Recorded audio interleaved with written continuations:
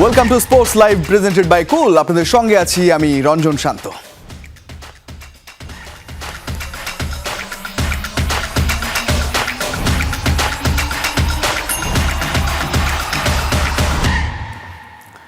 নিরাপত্তা শঙ্কায় ভারতে টি-20 বিশ্বকাপ খেলতে না যাওয়ার সিদ্ধান্ত নিয়ে আইসিসিকে পাঠানো ইমেইলের জবাব পেয়েছে বিসিবি, যেখানে বিশ্বকাপে বাংলাদেশ দলের পূর্ণাঙ্গ এবং নিরবিচ্ছিন্ন অংশগ্রহণ নিশ্চিত করার বিষয়ে প্রতিশ্রুতি দিয়েছে আইসিসি।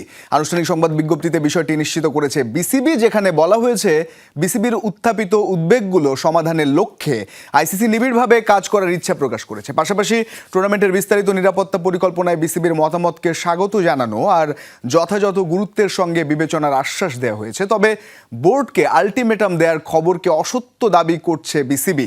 বিজ্ঞপ্তিতে আরও জানানো হয়, জাতীয় দলের নিরাপত্তা এবং খেলোয়াড়দের সুরক্ষাকে সর্বোচ্চ অগ্রাধিকার দেওয়ার বিষয়ে অনড় বোর্ড। 2026 টি-20 বিশ্বকাপে দলের সফল এবং স্বাচ্ছন্দ্যপূর্ণ অংশগ্রহণ নিশ্চিত করার লক্ষ্যে আইসিসি এবং সংশ্লিষ্ট কর্তৃপক্ষের সাথে গঠনমূলক আলোচনা চালিয়ে যাবে বিসিবি, যাতে একটি সন্তোষজনক ও বাস্তবসম্মত সমাধান খুঁজে বের করা সম্ভব হয়। স্বাভাবিকভাবে মোস্তাফিজ ইস্যু যেহেতু গড়িয়েছে বিশ্বকাপ অবধি এবং একটা জাতীয় ইস্যুই তো হয়ে গেছে, সুতরাং এখানে চোখ, এখানেই নজর সবার যে মোস্তাফিজ ইস্যুটা কতদূর গড়াচ্ছে, বাংলাদেশ আসলেই ভারতে যাচ্ছে কিনা, আইসিসি কতটা নমনীয় হচ্ছে, সেসব নিয়ে আলোচনা চলছে। এবং ভারতে টি-20 বিশ্বকাপ খেলার পরিস্থিতি যে নেই সেটা আবারও মন্তব্য করেছেন ক্রীড়া উপদেষ্টা আসিফ নজরুল। বিসিবির সঙ্গে সভা শেষে ক্রীড়া উপদেষ্টা জানিয়েছেন আইসিসির সঙ্গে তারা আবারও সভায় বসবেন। বিসিবি সভাপতি আমিনুল ইসলাম বুলবুল জানিয়েছেন তারা এখনও তাদের সিদ্ধান্তে অনড়। ভারতে টি-20 বিশ্বকাপ খেলতে না যাওয়ার দাবি জানিয়ে আইসিসিকে চিঠি দিয়েছিল বাংলাদেশ ক্রিকেট বোর্ড। পাল্টা মেইল করেছে আইসিসি। বিসিবির দাবি গুরুত্বের সাথেই দেখছে ক্রিকেটের নিয়ন্ত্রক সংস্থাটি। এই পরিস্থিতিতে পরবর্তী পদক্ষেপ ঠিক করতে আবারও সরকারের শরণাপন্ন বিসিবি। বুধবার সচিবালয়ে ক্রীড়া উপদেষ্টা আসিফ নজরুলের সঙ্গে বৈঠক করেছেন বিসিবি কর্তারা। বাংলাদেশের ক্রীড়াক্ষেত্রের অভিভাবক এখনও তার আগের ভাবনায় অবিচল। খেলতে যাওয়ার জন্য ভারত কোনো নিরাপদ জায়গা নয়। ভারতে নিরাপদে খেলার মতো পরিস্থিতি নাই। আমার কাছে মনে হয়েছে এটা নিরাপত্তা ইস্যু শুধু না, এটা জাতীয় অবমাননা ইস্যু। আমাদের জাতির অবমাননার বিনিময়ে আমাদের ক্রিকেটার এবং আমাদের দর্শক, আমাদের সাংবাদিক, তাদের নিরাপত্তার বিনিময়ে, দেশের মর্যাদার বিনিময়ে আমরা বিশ্বকাপ ক্রিকেট খেলতে চাই না। বৈঠক শেষে ক্রিকেট বোর্ডের সভাপতি জানিয়েছেন নিরাপত্তা ইস্যুকে পাশ কাটানোর সুযোগ নেই। কেবল ক্রিকেটাররাই নন, বিশ্বকাপ দেখতে যেসব দর্শক কিংবা স্পন্সররা যাবেন, ম্যাচ কাভার করতে যেসব গণমাধ্যম কর্মীরা ভারতে অবস্থান করবেন, তাদের নিরাপত্তা নিয়েও শঙ্কিত বোর্ড। যেমন একটা খেলোয়াড়কেই যখন দেখলাম যে শৃঙ্খলা সিকিউরিটি দিতে অসুবিধা কারণেই তো তাকে বাদ দেওয়া হয়েছে, তখন একটা দল, একটা পুরো বাংলাদেশের জনগোষ্ঠী যারা খেলা দিতে যাবে, এটা তো বিরাট ব্যাপার। পুরো বিষয়টি নিয়ে আইসিসির সঙ্গে প্রতিনিয়ত যোগাযোগ রক্ষা করা হচ্ছে জানিয়ে আমিনুল ইসলাম বুলবুল বলেছেন তারা এখনো আশাবাদী, কিন্তু পরিস্থিতি অনুকূলে না আসলে বিশ্বকাপ খেলা নাও হতে পারে। তবুও নিজেদের সিদ্ধান্তে অনড় বিসিবি সভাপতি। একটা ভ্যালিড রিজন নিয়ে কথা বলছি বা আমরা রেজ করছি। আমরা তো এতগুলো বিশ্বকাপ খেলেছি, কখনো এই ধরনের কথা বলিনি। আমাদের কাছে মনে হচ্ছে তাই আমরা এটা রেজ করেছি স্ট্রংলি। বিসিবি সেটাও কনসিডার করবে, যখন চ্যাম্পিয়ন্স ট্রফি হয়েছিল তখন ইন্ডিয়া পাকিস্তানে যায়নি এবং পাকিস্তানও কিন্তু গত কয়েকটা বিশ্বকাপ খেলতে ইন্ডিয়াতে আসেনি। সো আমরাও আশা করছি যে আমরা একটা সঠিক অ্যান্সার পাবো। আমরা আমাদের ব্যাপারে অনড়। বিসিবি সভাপতির দাবি, আইসিসির সাথে এখনো চিঠি চালাচালি চলছে। বিকল্প ভেন্যু কি হতে পারে তা নিয়ে এখনো কথা হয়নি। আইসিসির সাথে আমাদের যোগাযোগ হয়েছে একটা, আমরা তাদেরকে জানিয়েছি, তারা আমাদেরকে জানতে চাইছে কি কি issue. Thank you. Afnan Piyal, Jamuna sports, Dhaka. তবে দেশের সম্মানের কথা যেমন মাথায় রাখতে হবে, আরেকদিকে বাংলাদেশ ক্রিকেটের ভবিষ্যৎ ভাবনায় রেখেই ফাইনাল সিদ্ধান্ত নেওয়া উচিত, বলছেন বিসিবি পরিচালক শাহনিয়ান তানিম। মুস্তাফিজ ইস্যুতে দেশসহ ক্রিকেট বিশ্বে যখন আলোচনায়, তখন একদমই নির্ভর আছেন ফিজ, বলছেন রংপুর রাইডার্সের এই টিম ডিরেক্টর। সিলেটে চলছে বিপিএলের এবারের আসর, তবে সেই বিপিএল ছাপিয়ে দেশ জুড়ে আলোচনায় টি-20 বিশ্বকাপে বাংলাদেশের ভারত না যাওয়ার সিদ্ধান্ত নিয়ে আইসিসির প্রতিক্রিয়া। অনেক গুঞ্জন থাকলেও আনুষ্ঠানিকভাবে এখনও বিসিবিকে আইসিসি থেকে জানানো হয়নি কোনো কিছুই। তবে ভারত না যাওয়ার সিদ্ধান্তে অনড় থাকছে ক্রিকেট বোর্ড। দেশের সম্মান জড়িয়ে থাকায় এই বিষয়টি যেমন গুরুত্বপূর্ণ, তেমনি বাংলাদেশ ক্রিকেটের ভবিষ্যৎ ভাবনায় নিয়েই সিদ্ধান্ত নেওয়া উচিত বলছেন বিসিবি পরিচালক শাহনিয়ান তানিম। আমার কাছে মনে হয় বিসিসিআই এবং আইসিসির সাথে, অথবা যদি সেটা হয় ইন্ডিয়ান গভর্নমেন্টের সাথেও একটা ভালো কমিউনিকেশন করে ফাইনাল ডিসিশনটা নেওয়া উচিত। এন্ড অফ দ্য ডে আমাদের দুইটা জিনিস মাথায় রাখতে হবে। একটা হচ্ছে আমাদের দেশের সম্মান, আমাদের দেশের সম্মানের জন্য যে জিনিসটা রাইট সেটাই করতে হবে। আরেকটা আছে হচ্ছে আমাদের ক্রিকেটিং ফিউচার, আমাদের ক্রিকেটের স্বার্থে যেটা রাইট ডিসিশন হবে সেটাও আসলে নেওয়া উচিত। টি-20 বিশ্বকাপে ভারত যাওয়া নিয়ে বাংলাদেশের এমন সিদ্ধান্তের পেছনে মূল ইস্যু ছিল মোস্তাফিজের আইপিএল থেকে বাদ পড়া, যাকে নিয়ে দেশ ছাপিয়ে আন্তর্জাতিক ক্রিকেটাঙ্গনেও আলোচনা। সেই মোস্তাফিজ আছেন নির্ভার, বলছেন রংপুর রাইডার্সের এই টিম ডিরেক্টর। আমাদেরও কনসার্ন ছিল প্রথম যে ও কীভাবে করে রিয়্যাক্ট করবে, but I think he has nerves of steel. আমার কাছে মনে হয় যে he is a professional athlete, এবং প্রফেশনাল অ্যাথলিটের এইসব সেটব্যাকস লাইফে আসবে, and I think there is nobody better than Mustafiz who can handle this situation. নিরাপত্তা ইস্যুতে আইসিসির সাথে এখন টি-20 বিশ্বকাপ নিয়ে আলোচনায় বিসিবি। বিশ্বকাপ নিয়ে বাংলাদেশের সিদ্ধান্তের আগে যে অপেক্ষা এখন আইসিসির প্রতিক্রিয়ার। হাসান আল মারুফ, যমুনা স্পোর্টস, সিলেট। সিলেটে বিপিএল কভার করছেন সহকর্মী হাসান আল মারুফ, তিনি সরাসরি যুক্ত হচ্ছেন, তার সঙ্গে কথা বলবো। মারুফ, ইস্যু তো বেশ কয়েকটা রয়েছে, যেমন নোয়াখালী টানা হারছে, তারা 5টা হেরে গেছে। এখন যেটা ম্যাচ চলছে 200 হতেও হয়নি, প্রথমবারের মতো এটা হতো, তবে সিলেট একটা বড় পরীক্ষার সামনে তারা একটা উইকেট পড়ে গেছে। তবে এসব ছাপিয়ে অবশ্যই আইসিসি বিসিবির প্রতিক্রিয়া মুস্তাফিজ ইস্যুতে বিশ্বকাপে, সেটা একটা চোখ রাখতেই হচ্ছে। এখন পর্যন্ত তো অবশ্যই আমরা দেখেছি যে ক্রীড়া উপদেষ্টা থেকে শুরু করে বিসিবি সংশ্লিষ্টরা বা বোর্ড প্রধান তারা জানিয়ে দিয়েছে যে আমরা আমাদের সিদ্ধান্তে আইসিসির যে মেইল চালাচালি কিংবা পরবর্তী ফিডব্যাকের জন্য একটা অপেক্ষা। কি মনে হচ্ছে, আইসিসি যেহেতু বলেছে তারা দেখছে এখন পর্যন্ত সিকিউরিটি ইস্যু এবং এটা গুরুত্ব সহকারে দেখা হচ্ছে, তারা কি নমনীয় হতে পারে? বাংলাদেশের আসলে যে চাওয়াটা সেটা কতটা পূরণ হতে পারে, নাকি আসলে কম্প্রোমাইজের দিকেও যাওয়ার যে সম্মুখীন সেটা হতে পারে? আর রঞ্জন, আমি শুরুতে যদি বলি বিসিবি এখন পর্যন্ত তাদের সিদ্ধান্তে অনড়, এমনটাই কিছুক্ষণ আগেই যতটুকু তারা প্রেস কনফারেন্স করেছে বা প্রেস বিজ্ঞপ্তি জানিয়েছে তারা, অর্থাৎ বাংলাদেশ ভারত সফরে যাবে না টি-20 বিশ্বকাপ খেলতে। সেই জায়গায় তারা তাদের সিদ্ধান্তে সেটা অনড় থাকবে, এবং আইসিসিকে তারা যে মেইলটা আরেকবার পাঠাবে সেখানেও তারা লিখবে নিরাপত্তা সহ যে ধরনের ইস্যু আছে, গণমাধ্যম কর্মীরা যাবে, দর্শকরা যাবে, সবার নিরাপত্তার কথাই কিন্তু তারা জানাবে। সেই ইস্যুটা টেনে তারা আসলে ভারতের মাটিতে ট্রাভেল করতে চাচ্ছে না, অর্থাৎ হাইব্রিড মডেলে যেহেতু বিশ্বকাপ, তারা শ্রীলঙ্কার মাটিতে তাদের যে ম্যাচগুলো রয়েছে সেগুলো খেলতে চায়।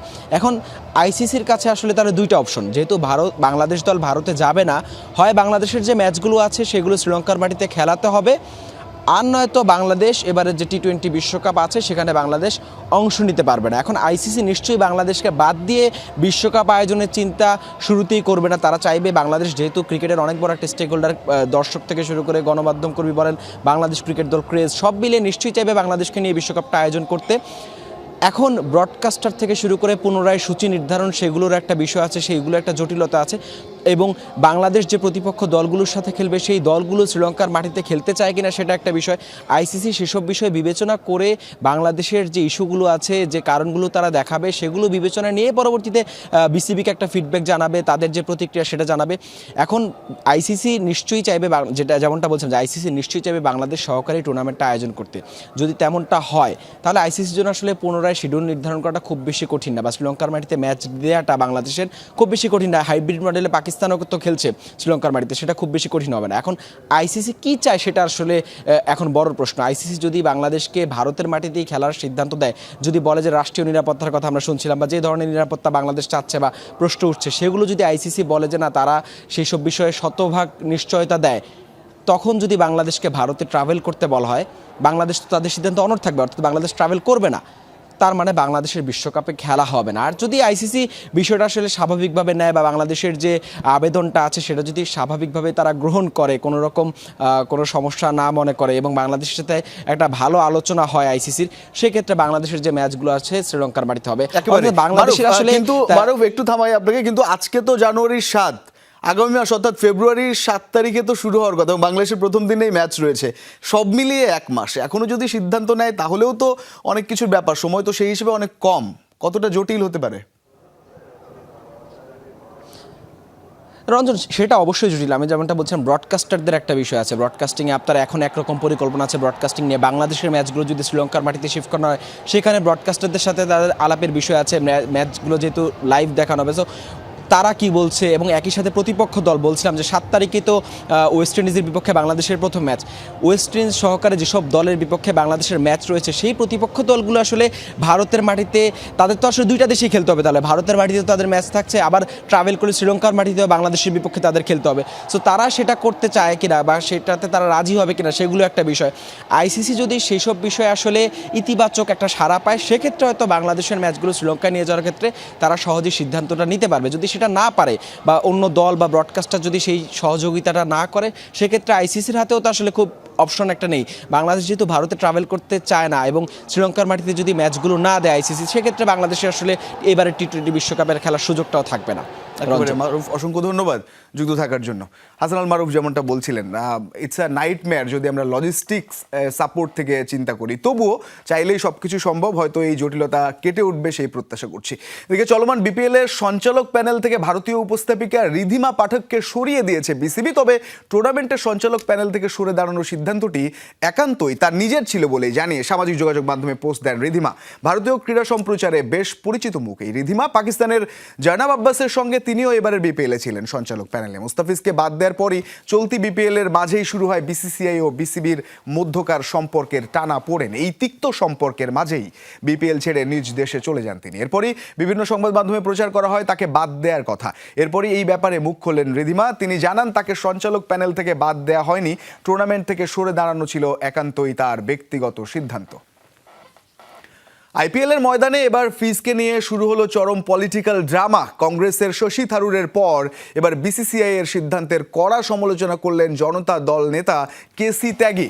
লিটন দাসের অধিনায়কত্ব পাওয়ার প্রসঙ্গ টেনে তিনি বলছেন, ক্রিকেটের মাঠে ধর্মের রাজনীতি কি তবে হার মানবে সম্প্রীতির কাছে? সাম্প্রতিক ইস্যুগুলো আবারও বিবেচনা করার আহ্বান জানান জনতা দলের এই নেতা।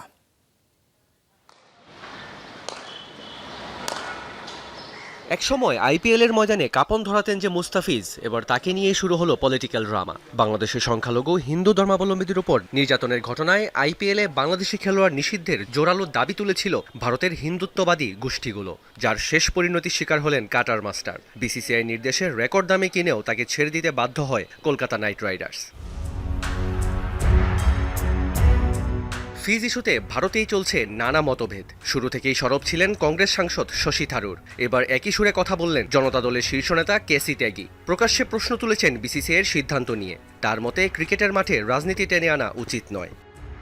রাজনীতির সঙ্গে খেলাধুলার কোনো দেন দরবার নেই, কিন্তু ভারতীয় উপমহাদেশের পরিস্থিতি বিশেষ করে পাকিস্তান ও বাংলাদেশে উদ্বেগজনক। সীমান্তে সন্ত্রাসের দায়ে অপরাধী পাকিস্তান এবং বাংলাদেশের হিন্দুদের উপর নির্যাতনের কারণে ভারতীয় সমাজ ক্ষুব্ধ।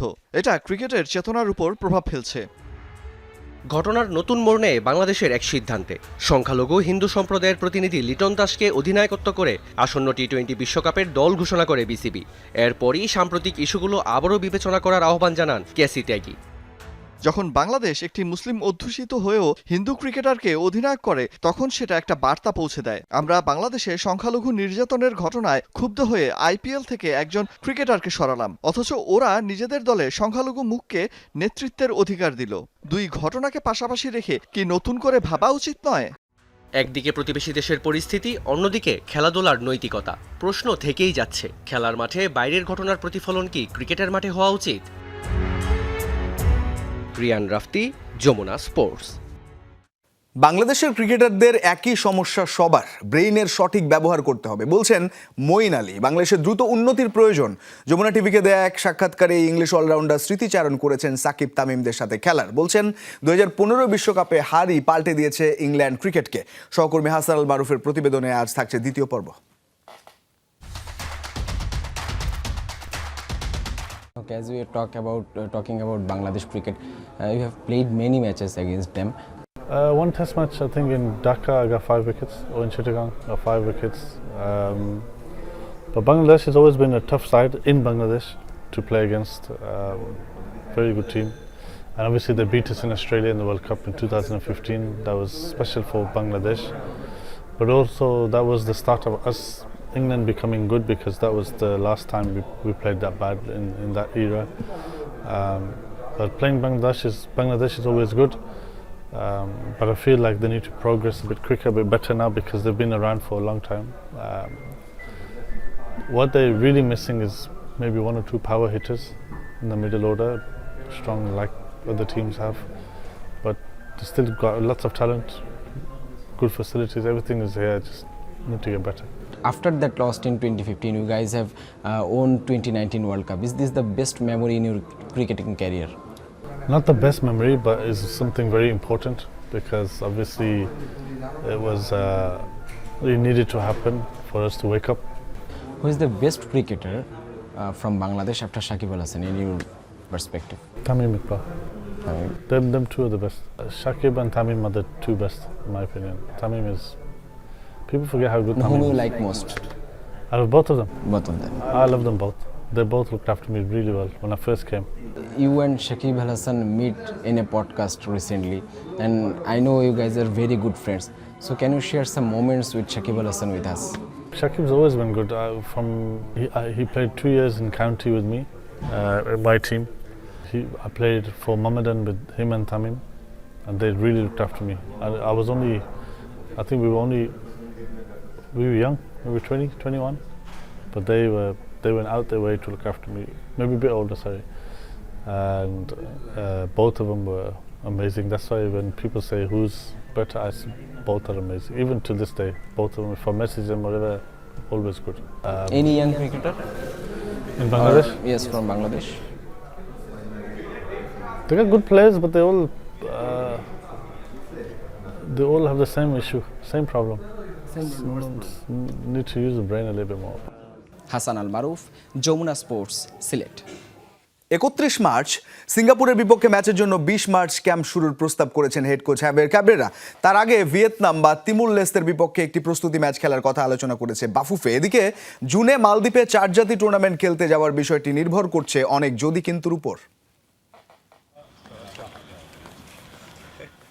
জাতীয় দলের দায়িত্বে থাকুক আর না থাকুক 2026 সাল নিয়ে 19 পৃষ্ঠার পরিকল্পনা জমা দিয়েছেন head coach heavier Cabrera. 31 March সিঙ্গাপুরের বিপক্ষে ম্যাচের জন্য 20 মার্চ ক্যাম্প শুরুর প্রস্তাব দিয়েছেন। 31 মার্চের আগে একটি দেশের বিপক্ষে হামজারা খেলবেন প্রস্তুতি ম্যাচ। মিড মার্চের দিকে ক্যাম্প শুরু হবে ইনশাল্লাহ, এবং ডেফিনেটলি একটি প্রস্তুতি ম্যাচ হবে। কোন কোন দেশের সঙ্গে কথা চলছে এই প্রস্তুতি ম্যাচটা খেলার জন্য? 10টা দেশের সাথে যোগাযোগ করা হয়েছে জানুয়ারি 10 তারিখ কাট অফ লাইন দিয়ে।